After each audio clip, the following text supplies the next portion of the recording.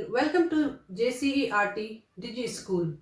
Dear students, today in this video you will be learning about Unit 9A from the book Daffodil Class 8, and the name of the chapter is The Sri Krishna Eating House.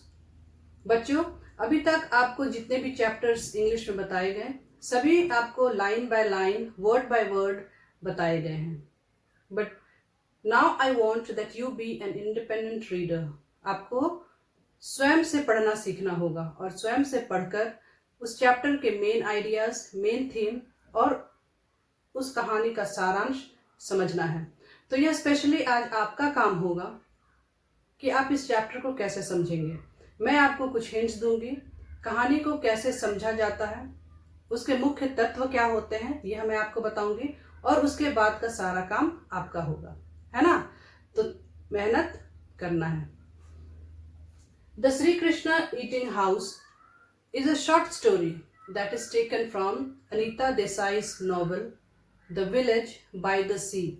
और यह novel The Village by the Sea 1982 में publish की गई थी और उसी novel से एक छोटी कहानी यहाँ पर आपके सामने अभी मैं बताऊंगी और यह आपके बुक से है. तो द नोवेल, अभी मैं नोवेल की बात करती हूँ. The novel is specially based on the poverty, hardships and sorrow faced by the rural community in a small village of India.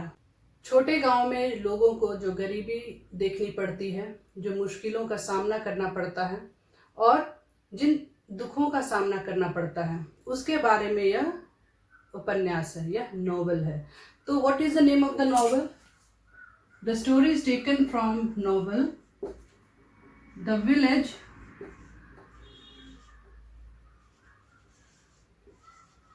by the sea. Okay, and this novel is written by Anita Desai.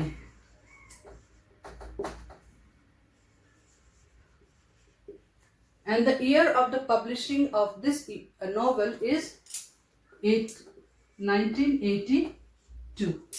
ठीक है? Now, after knowing a short description of the title of the story, we will be heading towards the background of this story. इस कहानी की जो पृष्ठभूमि है वह क्या है और कहानी कैसे शुरू होती है, आइए इसके बारे में जानते हैं. इस कहानी की पृष्ठभूमि कुछ ऐसी है कि इसमें एक लड़का है हरी और यह कहानी हरी के इर्द गिर्द ही घूमती है. That means Hari is the main and leading character in this story. Hari is the protagonist. Hari is a leading character in this story. Hari is a 13-year-old boy. 13 साल का वह लड़का है. उसके घर में उसकी 3 बहनें हैं. He has 3 sisters. His mother is sick and bedridden. उसकी माँ बीमार है और बिस्तर पर पड़ी रहती हैं. उसके पिता शराबी हैं. He is an alcoholic. His father is an alcoholic.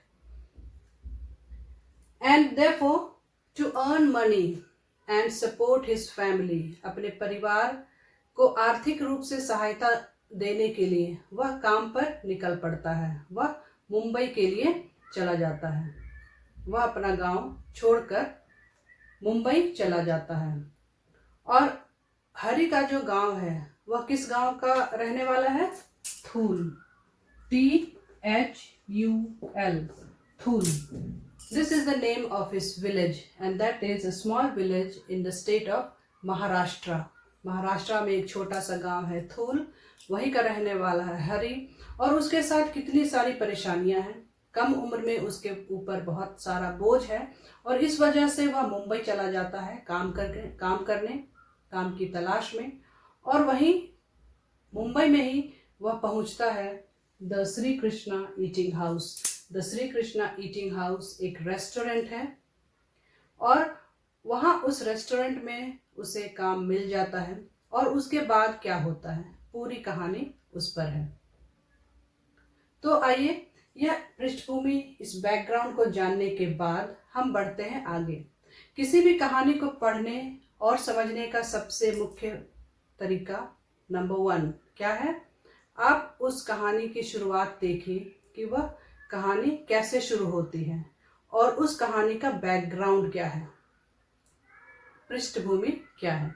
ठीक है, तो हमने पृष्ठभूमि जाना, हमने बैकग्राउंड जाना, अब हम बढ़ते हैं मुख्य कहानी की ओर। As soon as Hari reaches the restaurant, he gives a brief description about the restaurant. How the restaurant was, he told the readers about this. Readers को हरी बताता है कि रेस्टोरेंट कैसा था, और आप इसे समझिए और जानिए, क्योंकि बाद में यह क्वेश्चन भी है आपके लिए कि how the restaurant was, how was the restaurant. और अनीता देसाई ने भी बहुत ही अच्छे शब्दों में हरी की फीलिंग्स को बयां किया है। हरी जब वहां पहुंचता है तो हरी को कैसा लगता है, वह क्या सोचता है, उसकी बातों को अनीता देसाई ने बखूबी लिखा है। तो सबसे पहले हरी को यह लगता है कि this was the meanest and shabbiest restaurant he had ever seen. यानी मीनेस्ट यानी कि सबसे घटिया, शैबिएस्ट यानी सबसे गंदा। तो उसने इससे घटिया और गंदा रेस्टोरेंट अभी तक नहीं देखा था। Meanest and shabbiest, these are adjectives and these are the superlative degree of comparison. ठीक है, यानी कि एडजेक्टिव्स के जो सुपरलेटिव डिग्रीज होते हैं उसका ये शब्द है। आपने पढ़ा होगा डिग्रीज ऑफ कंपैरिजन के बारे में, यानी पॉजिटिव डिग्री, कंपैरेटिव डिग्री और सुपरलेटिव डिग्री। तो उसमें ये सुपरलेटिव डिग्री यानी सबसे ज़्यादा, सबसे घटिया, सबसे गंदा। यानी उसने इस रेस्टोरेंट के जैसा घटिया और गंदा रेस्टोरेंट अभी तक नहीं देखा था। उसके बाद हरी कहता है कि even the cafes in Thul were more pleasant than this. इसके बाद हरी कहता है कि उसके गांव थूल में बहुत सारे चाय के दुकान थे और वो दुकानें भी इस रेस्टोरेंट से काफ़ी बढ़िया थे, बेहतर थे। ठीक है, थूल क्या है मैंने आपको बताया था ना, थूल उसका गांव है, उसके गांव का नाम है थूल। और Thul, where is Thul, it is in Maharashtra. And Bombay, Mumbai एक शहर है जहाँ पे वो अभी आया है, जहाँ पे यह रेस्टोरेंट है the Shri Krishna eating house. और वह यहाँ पर आया है, और वह कहाँ है, मुंबई में। अभी वर्तमान में मुंबई, और पहले क्योंकि 1982 में यह नोवेल लिखी गई थी, उस वक्त मुंबई का नाम बॉम्बे था। ठीक है, BOMBAY, बॉम्बे। तो उस वक्त बॉम्बे था। चलिए आगे बढ़ते हैं। The walls of the restaurant did not have any picture hung. यानी उस चारों तरफ अपनी निगाहें घुमाकर देखता है तो वहाँ पर एक भी फोटो या तस्वीर लगी हुई नहीं देखता है। सारी दीवारें गंदी हो चुकी थी। ठीक है, वह सोचता है कि यहाँ कोई फोटो नहीं है, कोई तस्वीर नहीं है, या फिर अगर होगी भी तो कालिख के पीछे छुप गई होगी। ठीक है, क्योंकि वह रेस्टोरेंट था, वहाँ हमेशा चूल्हा जलता रहता था, तो उसके धुएं से दीवारों में कालिख लग गई थी। चारों तरफ कालिख ही कालिख थी। कालिख means soot. Okay, the ceiling was thick with cobwebs. Cobwebs का मतलब होता है मकड़ी की जाली।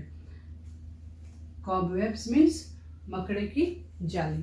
तो जो छत था वह अपना सर ऊपर भी घुमाकर देखता है और देखता है कि वह सीलिंग कॉबवेब्स, मकड़ी की जालियों से मोटी हो चुकी थी, और उन जालों ने कालिख को भी छुपा दिया था। That had trapped the soot. Soot means कालिख।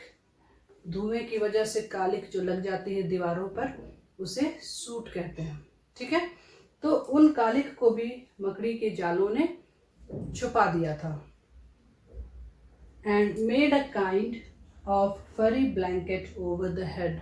और उसे देखकर ऐसा लग रहा था मानो सर के ऊपर कोई रोवेदार रजाई लटक रही है। ठीक है, तो इतने सारे विवरण उसने रेस्टोरेंट के बारे में बताए। अब यहाँ पर एक शब्द है सीलिंग। सीलिंग CEILING, सीलिंग मतलब छत। और एक शब्द होता है रूफ, ROFF, रूफ, और उसका मतलब भी होता है छत। लेकिन दोनों में एक फर्क होता है। रूफ यानी कि जब बाहर से छत के बारे में बताया जाता है, जब सीढ़ी लगाकर छत के ऊपर जाते हैं, यानी छत का ऊपरी हिस्सा रूफ कहलाता है, और घर के अंदर से जो हम छत का अंदर वाला हिस्सा देखते हैं उसे सीलिंग कहते हैं। ठीक है, तो ये कंफ्यूजन नहीं रहना चाहिए। No confusion between ceiling and roof. ठीक है, तो उसने इतने सारी बातें बताई। Further, he describes about the restaurant that the floor and wooden table were all black. फर्श और लकड़ी का टेबल सभी काले हो चुके थे। It was the cheapest restaurant that anyone could find. और यह अभी तक का मुंबई में वो हो सकता है वह जगह जगह घूमा होगा, और अभी तक का वह सबसे सस्ता रेस्टोरेंट था। सस्ता मीन्स यहाँ चीपेस्ट का दो मीनिंग होता है। चीपेस्ट का पहला मीनिंग होता है सबसे घटिया, सबसे खराब, लेकिन उस संदर्भ में यहाँ पर चीपेस्ट नहीं है।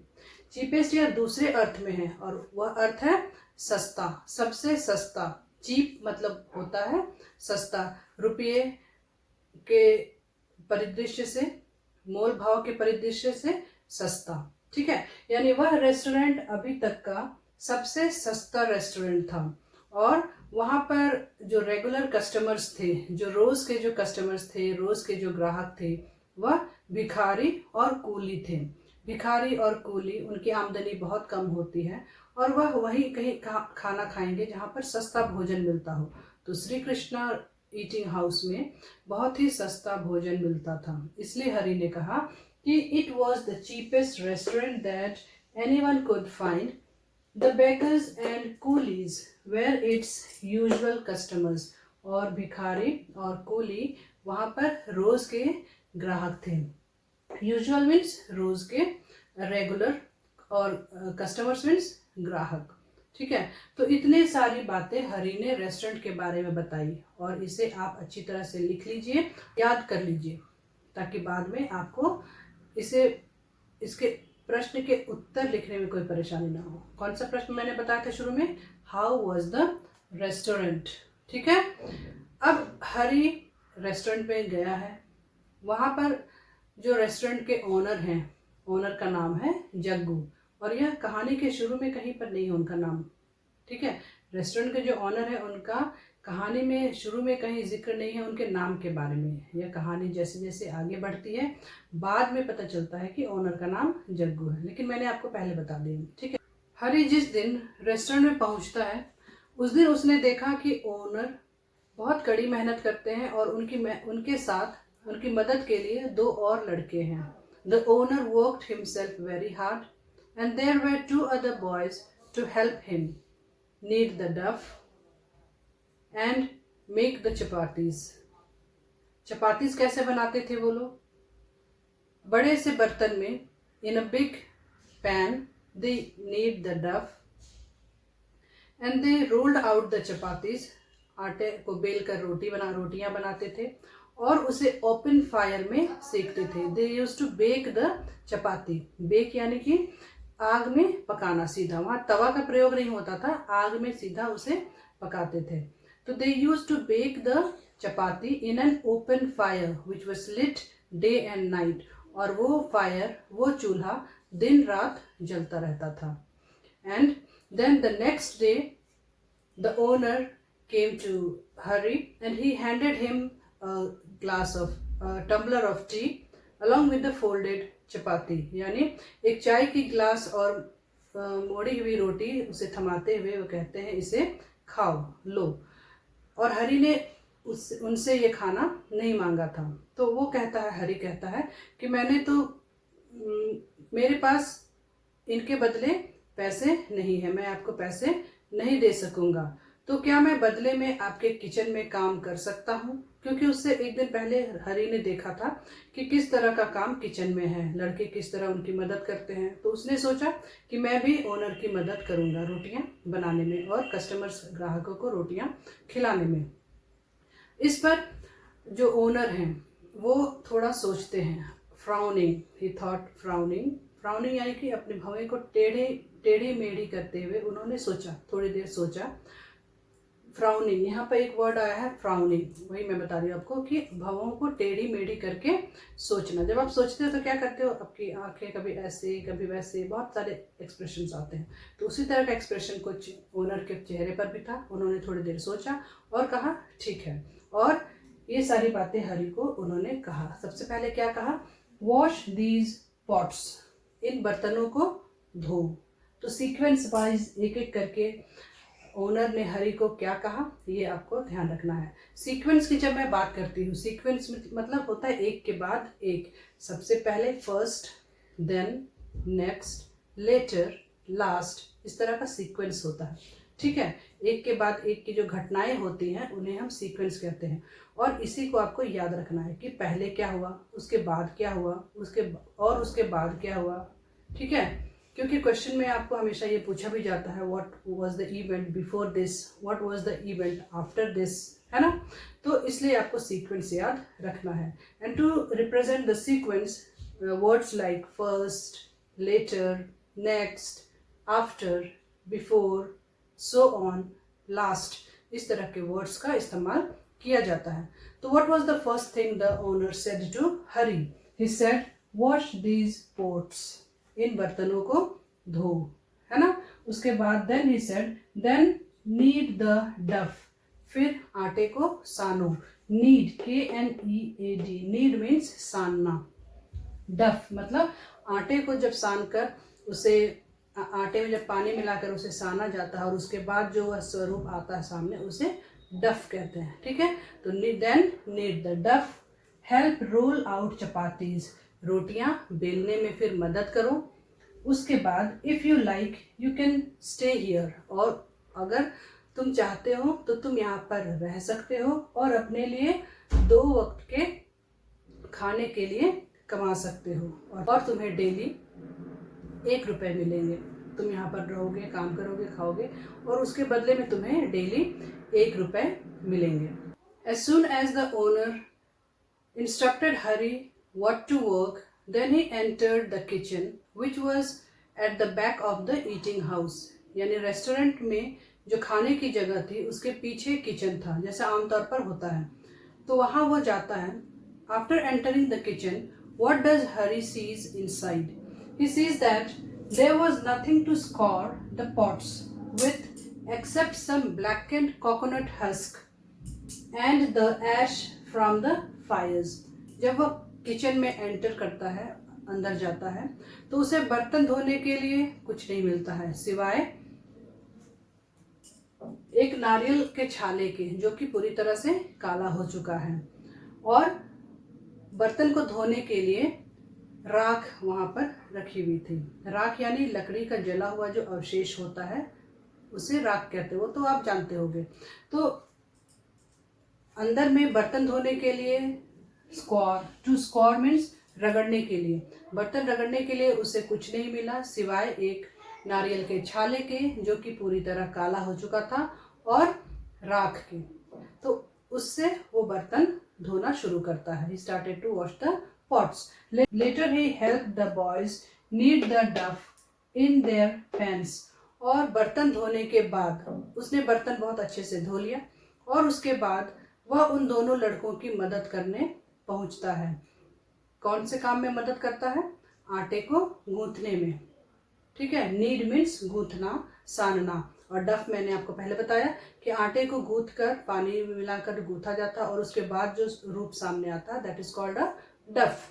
तो और चूंकि बहुत सारे कस्टमर्स के लिए रोटियां बनानी होती थी, तो ऑब्वियसली आटा भी बहुत सारा होगा। और डफ, author has mentioned hills of डफ, यानी बड़े बड़े डफ, बहुत हिल्स मतलब बहुत सारे डफ बनाने थे, इसलिए वो बहुत मेहनत का काम था। ठीक है, it was a hard work which made them grunt and sweat, और आटा गूंथना बहुत ही मेहनत का काम था, बहुत भारी काम था, और उस काम को करने में उनके पसीने छूट जाते थे और आह तक निकल जाते थे, मतलब वो लोग थक हार कर भी वो काम करते थे। Then the boys spoke to each other, और जितनी देर वो लोग काम करते रहे, आटा गूंथते रहे, तब तक उन दोनों ने या फिर हरि ने कोई बातचीत नहीं की, आपस में उन लोगों ने कोई बात नहीं की। आखिरकार जब आटा गूंथना खत्म हो गया, उसके बाद दोनों लड़कों ने आपस में बात की। But they spoke in Tamil, उन दोनों ने कौन सी भाषा में बात की? तमिल लैंग्वेज में। तो और जो कि हरि नहीं जानता था, तो obviously Hari did not talk to them, and also the boys did not talk to Hari. Or Anita Desai has mentioned that they were neither friendly nor inquisitive. यानी उन दोनों लड़कों के बारे में ऑथर बताती हैं कि वो दोनों ना ही किसी दोस्ताना तरीके से बात करना चाहते थे, ना ही कोई रुचि रखते थे हरी से बात करने में। इनक्विसिटिव मतलब उनको कोई किसी भी चीज को जानने में कोई रुचि नहीं थी। इनक्विसिटिव मीन्स क्या था? INQUISITIVE, इनक्विसिटिव, दैट मीन्स जानने के लिए उत्सुक। तो उन दोनों लड़कों में ना ही हरी के बारे में जानने की कोई उत्सुकता थी और ना ही उनमें दोस्ती करने का कोई जज्बा था। और हरी ये सोचता है कि आखिर उन लोगों ने मुझसे क्यों नहीं बात की। काम इतना ज्यादा था, सारा दिन वो काम करते हैं, थक जाते हैं, मे बी इसलिए वो बात मतलब थक हार जाते हैं, इसलिए वो बात नहीं किए, या फिर वो लोग इंटरेस्ट ही नहीं रखते बात करना। So this is the whole story up till now. So you have to remember दो सीक्वेंस, है ना। सबसे पहले Hari enters the restaurant. He sees the restaurant and presents a brief description. Then the owner talks to Hari, giving him a tumbler of tea and a rolled chapati. Then Hari asks for a work in his kitchen, and then later on the owner agrees to it. Hari enters the kitchen. He does all these work, and then finally they are up to their work. And after kneading the dough, आटे गूंथने के बाद क्या करते हैं कि एक लड़का रोटियां बेलते जा रहा है और दूसरा लड़का उसे आग में पकाते जा रहा है, ठीक है। While the one rolls out the chapati, the other bakes the chapati in the open fire. And हरी का काम यहाँ पर क्या था कि बनी हुई रोटियों को ग्राहकों तक पहुंचाना। ग्राहक जो बाहर टेबल पर बैठे हुए थे, खाने के कमरे में जो ग्राहक बैठे हुए थे, उन तक रोटियां पहुंचाना।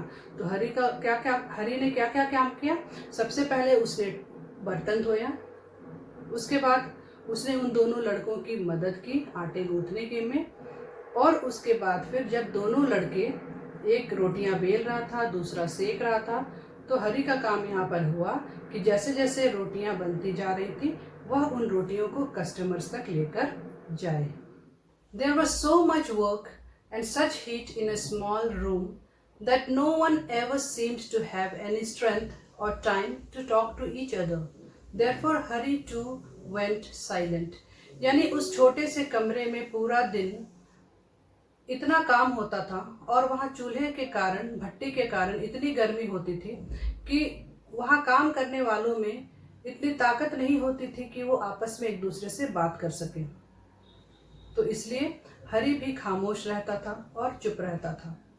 लेकिन अचानक उसे एक दिन मौका मिला एक व्यक्ति से बात करने का, जिससे मिलकर हरी को लगता है कि ये मेरी बात समझेगा। तो who was that man? One day, while disposing of the garbage from the kitchen, he went out of the kitchen. एक दिन किचन से कचड़े की बाल्टी बाहर लेकर वो जाता है, पास की रोड के किनारे एक कंक्रीट डिस्पोजल यूनिट में फेंकने के लिए। Concrete disposal unit means cement की बनी कूड़ेदान, सीमेंट का कूड़ेदान जो कि सीमेंट से बना होता है। तो वहां पर वह किचन के जो भी कचड़े थे वह उसे फेंकने जाता है बाल्टी में लेकर। कचड़ा means garbage. So he went to dispose of the garbage. तो रोड में जब वह खड़ा था तभी उस व्यक्ति ने उसे टोका। कौन व्यक्ति ने टोका? पास की दुकान में एक व्यक्ति था, उसी व्यक्ति ने उसे टोका, कहा a new boy to the Shri Krishna eating house. तो उसने उसे देखा, मुस्कुरा कर देखा। हरी ने भी वापस मुस्कुराया और इस तरह दोनों के बीच परिचय होता है। तो वह व्यक्ति कौन था? उस दुकान का नाम था डिंग डोंग वॉच वर्क्स, यानी वहां खराब घड़ियां बनाई जाती थी। वह रिपेयर शॉप था, ठीक है। तो वो व्यक्ति हरी को टोकता है, उससे बातें करता है। और वह व्यक्ति दिखता कैसा था? He was wearing a small black cap. उसने एक छोटे से काले रंग की टोपी पहन रखी थी। The man stood at the counter. वह अपने दुकान के काउंटर में खड़ा था। वेयरिंग स्मॉल ब्लैक कैप, उसने काले रंग की टोपी पहनी थी। आई पीस फिक्स्ड टू हिज आई, घड़ी बनाने वाले को आपने जरूर देखा होगा, वह एक छोटा सा लेंस लगाकर अपनी आंख में रखते हैं ताकि छोटी से छोटी चीजें जो घड़ी के अंदर होती हैं, जो मशीन होता है वो उन्हें दिखाई दे सके। तो एक आंख में उसने वो लगा रखा था।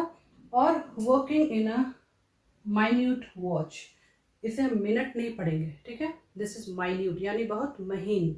घड़ी के जो पार्ट्स होते हैं, जो पुर्जे होते हैं, जो अंदर में उनकी मशीन होती है, वह बहुत महीन होते हैं। तो उसे देखने के लिए वो लेंस वाली मशीन चाहिए होती, जो उसने अपनी आंखों में लगा रखा था। जो घड़ी वाले ने अपनी आंखों में वो लेंस लगा कर रखा था, ठीक है। तो वह अपने काउंटर से हरि को टोकता है, कहता है अ new boy in the Shri Krishna eating house. तो हरि देखता है। उसके बाद इतना कहकर वह अपने काम में वापस भिड़ जाता है और काम करते करते हरि से वापस से पूछता है न्यू टू द सिटी, क्या शहर में नए हो? तो हरि सर हिलाकर जवाब देता है हाँ। तो इसके बाद क्या होता है, दोनों में बातचीत और क्या क्या होती है, मैं आपको बताती हूँ। डिंग डोंग वॉच वॉक्स के जो मालिक थे वह हरि को अच्छे लगे। क्यों अच्छे लगे? क्योंकि वह सैयद अली से मिलते जुलते कैरेक्टर के व्यक्ति थे। सैयद अली कौन थे? हरि को मुंबई में ही वो मिले थे और वह में भी तांगा चलाते थे।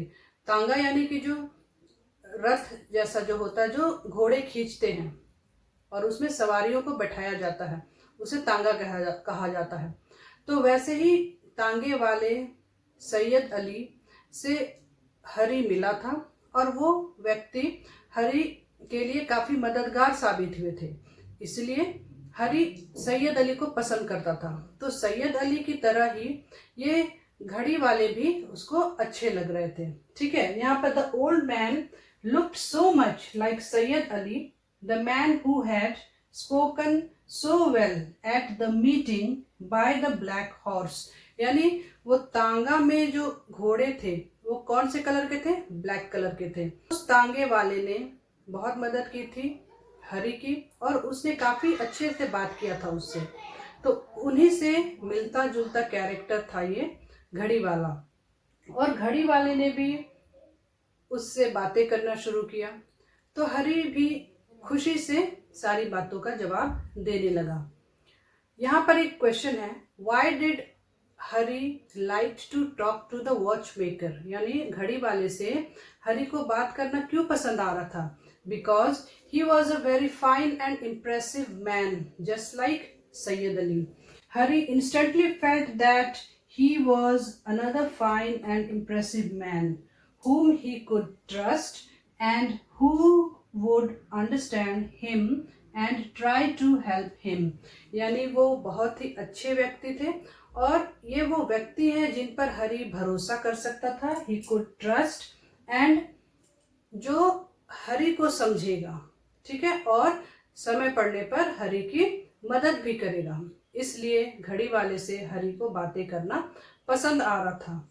तो आगे सवाल जवाब जब होते रहे, घड़ी वाले ने हरि से पूछा क्या तुम जग्गू के गांव से आए हो?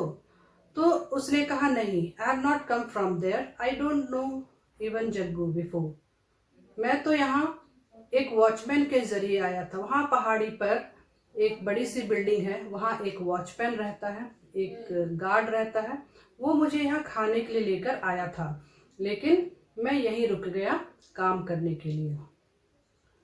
तो फिर घड़ी वाले ने जग्गू के बारे में बताना शुरू किया that he is a very nice man, he never speaks to anyone about anything. वो बहुत कम बोलता है, लेकिन वो दिल का बहुत अच्छा आदमी है। He is a very good man, he helps others who are in need. Restaurant में जो दो बच्चे हैं वो भी जग्गू की मदद से ही यहाँ पर आए हैं। दोनों अनाथ हैं, दोनों के माँ बाप ट्रेन एक्सीडेंट में मारे गए। दोनों बच्चों के माता पिता और दोनों शहर आए थे काम की तलाश में, और एज यूजुअल शहर में जल्दी किन्हीं को घर नहीं मिलता तो वो स्टेशन में ही रहने लगते हैं। तो स्टेशन में एक दिन जब वह पटरी पार कर रहे थे हैंडपंप से पानी लाने के लिए, तभी एक ट्रेन तेजी से आई और उन्हें कुचलते हुए गुजर गई। तो ऐसे में उनके माता पिता का देहांत हो गया और वो अनाथ हो गए। क्योंकि रेलवे स्टेशन पास में ही है, जग्गू से उनका दुख देखा नहीं गया, इसलिए उन दोनों को जग्गू ने अपने पास काम पर रख लिया। तो ये अच्छाइयाँ हैं जग्गू की। Who is Jaggu? The owner of the restaurant. The restaurant का नाम क्या है? The Shri Krishna eating house. तभी उसके मन में ये ख्याल होता है, हरि के मन में ये ख्याल आता है कि एटलीस्ट आई एम लकी कि मेरे पेरेंट्स हैं, मेरे मम्मी पापा हैं। तो क्या हुआ अगर एक बीमार है और एक शराबी है, लेकिन मैं अनाथ तो नहीं हूँ, मेरा एक परिवार भी है, मेरा घर भी है, मैं रेलवे स्टेशन में तो नहीं रहता हूँ। वह ये बातें अपने आप में सोच रहा था। ही वॉज थिंकिंग दैट, और instantly he asks the watch maker that यहाँ पोस्ट ऑफिस कहाँ पर है।